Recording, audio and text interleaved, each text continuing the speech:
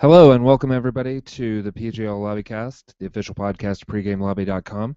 This is episode 280. And this is for July 4th. Today is July 4th. Happy Independence Day to everyone. I hope everybody's out there having a great time. I have to work today, not only here, but also at my regular type job.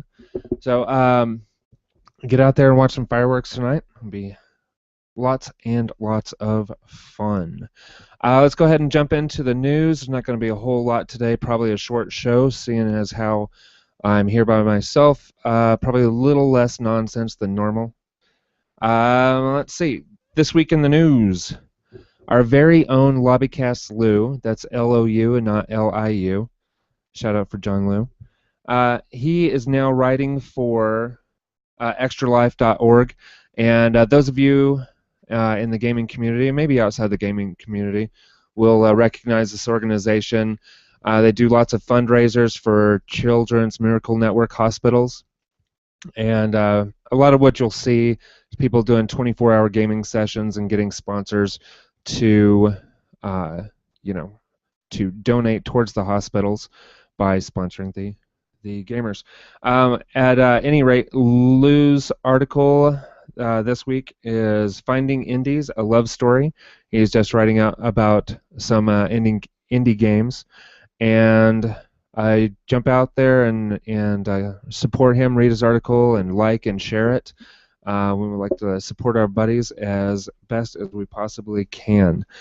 Also, in some console news, they released some news today about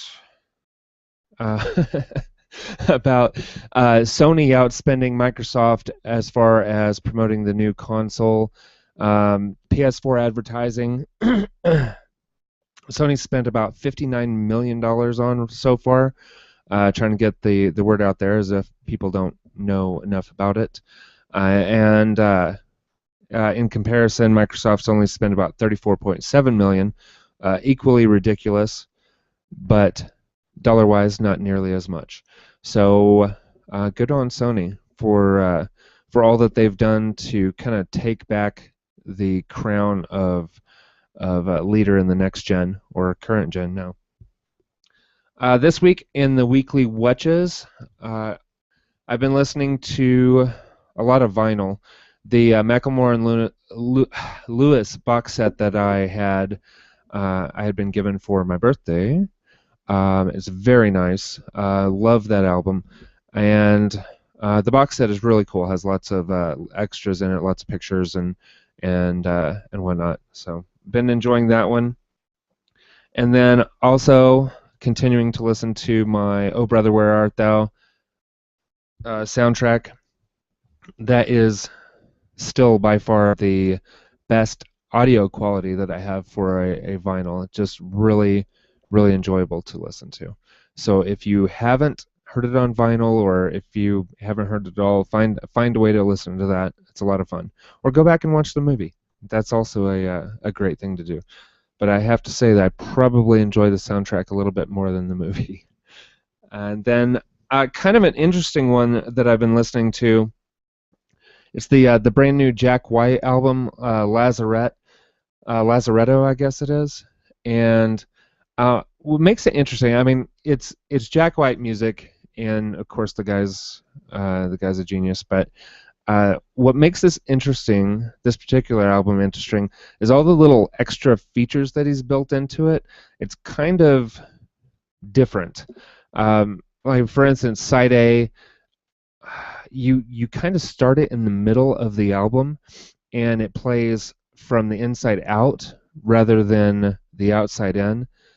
Just kind of an interesting little thing there.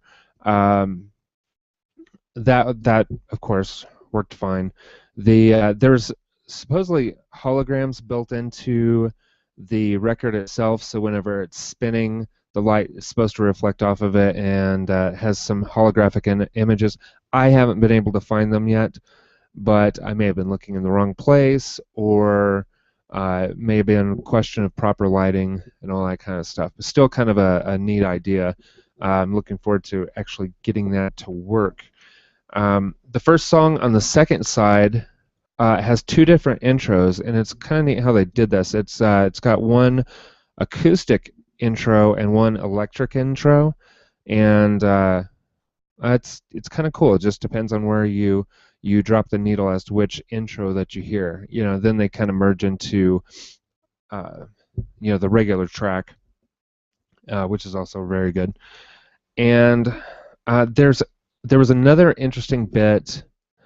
There's actually an audio track underneath the label, and because my record player wasn't able to listen to the whole thing, basically what happens with my record player is it automatically resets the arm if it's anywhere close to the label. So I was able to basically just drop the needle, heard it like just a fraction of a second of audio before the arms picked up and moved back out to the off position. So I think if you have maybe an old school and that doesn't automatically reset like that, then you have a little easier time hearing what that hidden track would be. And then for podcasts, I I got caught up on Common Sense with Dan Carlin.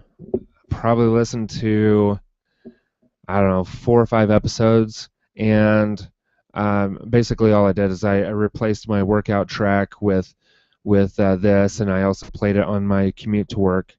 And it was good getting caught up on this. For those of you who haven't listened to it, Common Sense with Dan Carlin is kind of like, I wouldn't say politically neutral, but it's definitely a lot more even in its biases, I guess, because it kind of takes shots at both the conservatives and the liberals as far as how they are running our country, and anyway, it's really interesting. If you're not really into podcast or into politics, then definitely check out his history show, and that is Hardcore History. And he just does a great job. Love listening to his shows, both of them. Getting into what I've been watching this week, I had a lot of fun today because while I was writing notes for the show, I was watching Team America World Police. It seemed kind of fitting, being it was the 4th of July. And like I said, a lot of fun.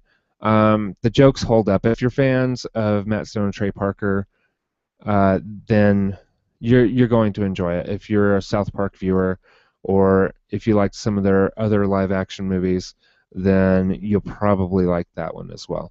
This one it's all puppets, and it's pretty funny. The lines are really well written. Of course, the music is great. So they always do an awesome job with the music to their movies. So let's see. Past that, another movie I watched this week was Robocop, and this is the new one with Joel Kinnaman, and I really liked it. It wasn't a great movie, but I thought it was pretty decent considering.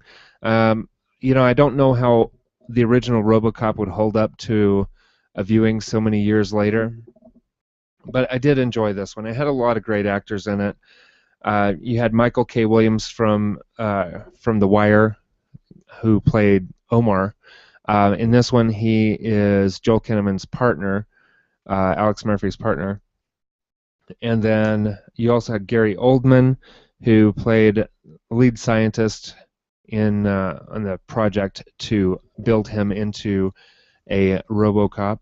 And then you also had Michael Keaton, who is the CEO or president of the corporation. Then Samuel L. Jackson kind of had an interesting part. He was kind of a Bill O'Reilly type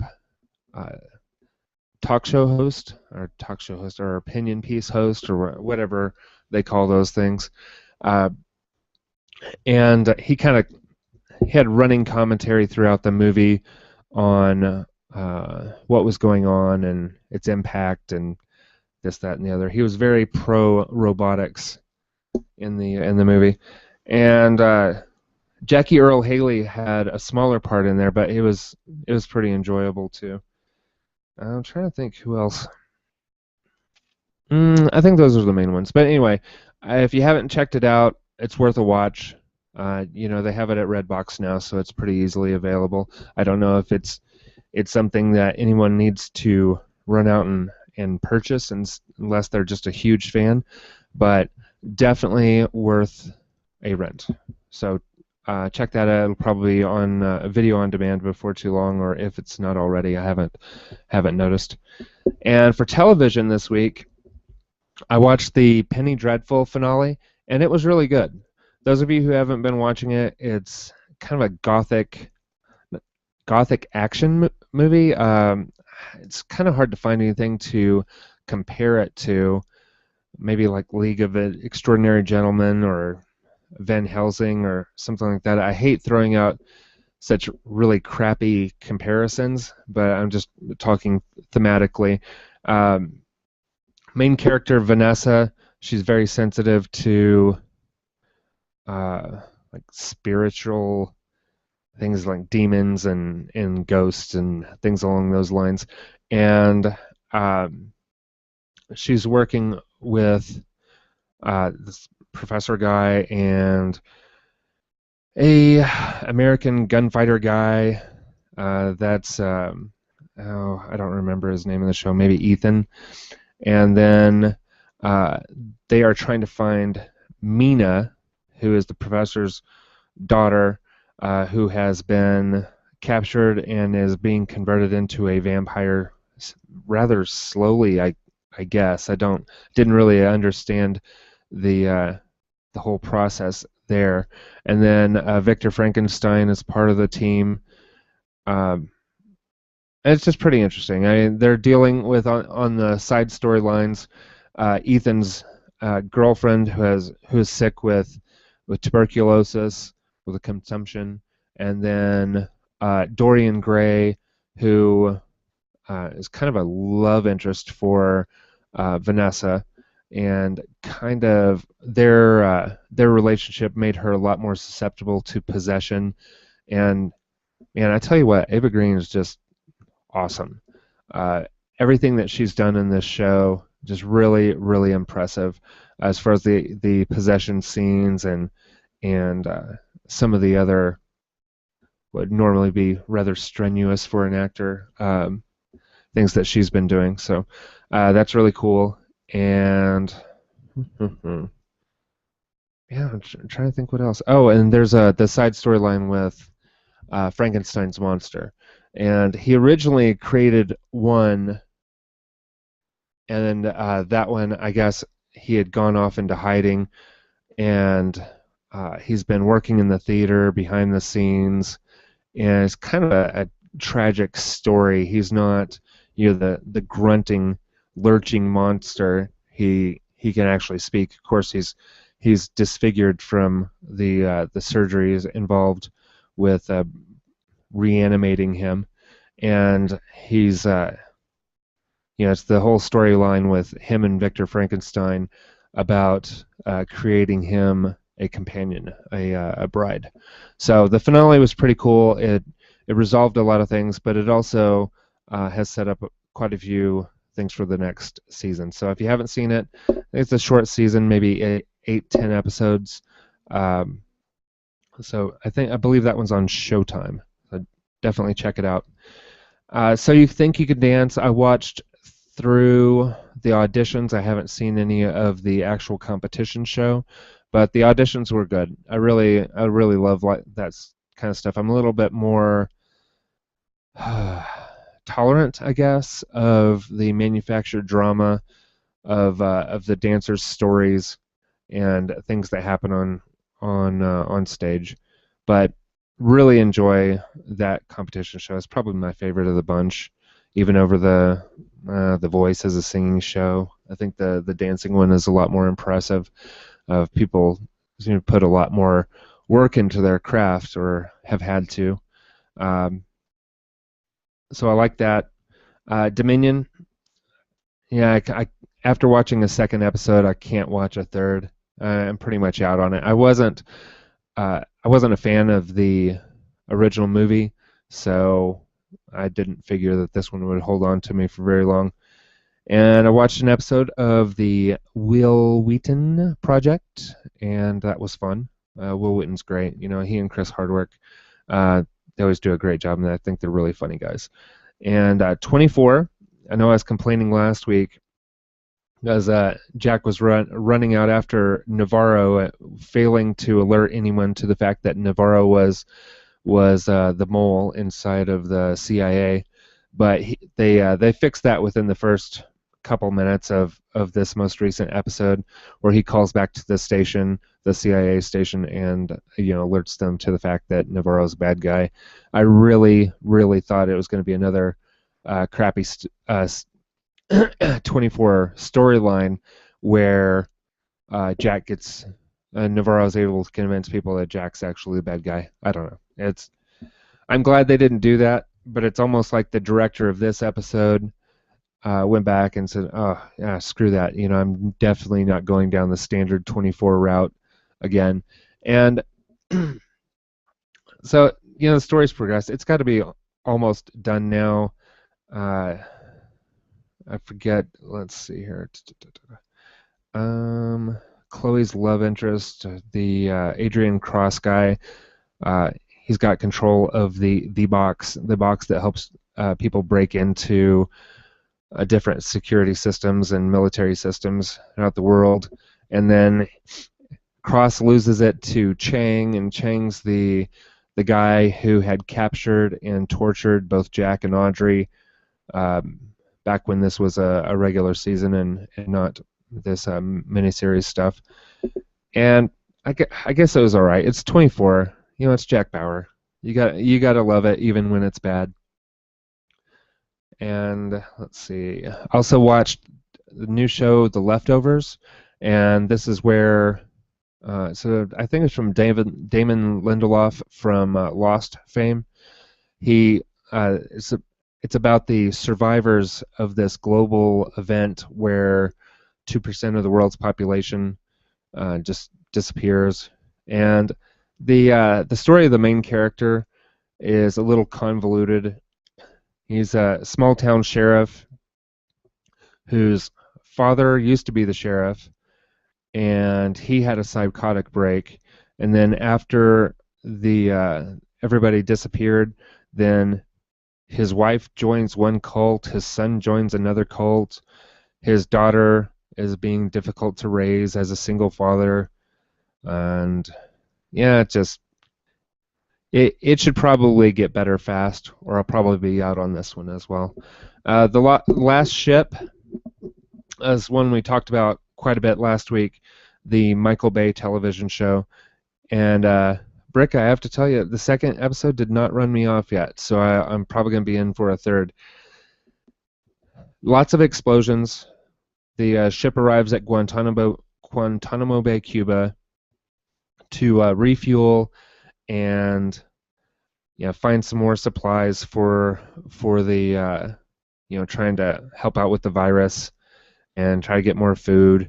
And then there's a lot of battling at Guantanamo Bay because some of the remaining guards or military contractors, whoever they were, ones who survived the virus outbreak, decided it would be a good idea, since there were no more governments or anything, to release the terrorists. And predictably, as movie and television terrorists do, they immediately turn on them and are taking shots and building explosives and all that kind of stuff to kind of hamper the efforts of the quote-unquote heroes of the show. So pretty predictable so far. Rona Mitra continues to be awesome. That's about it. I think that's all the television and movie watching that I got done this week. Been a busy week for everybody, of course. These holiday weeks are always like this. And let's see, what you playing? Really not playing anything this week. I think I turned on Lord of the Rings Online just to log in to update. That seems to be my biggest game these days. Is updating a game to possibly, maybe spend 2 minutes with it. So it takes longer to update the game on the PC than it does to actually do whatever I do in it, which is basically log in and log out. So rather sad gaming this week, but I think that brings it to a close. It's going to be short and sweet this week. Of course, without the discussion, fills up a lot less time. So everybody, thank you for watching and listening. We will be back next week with episode 281. Not sure who's going to be around for that one. Not even sure if I'm going to be around for that one. But there will be a show of some sort next week. And I think that's about it. Remember, everybody, freedom isn't free. Costs $1.05.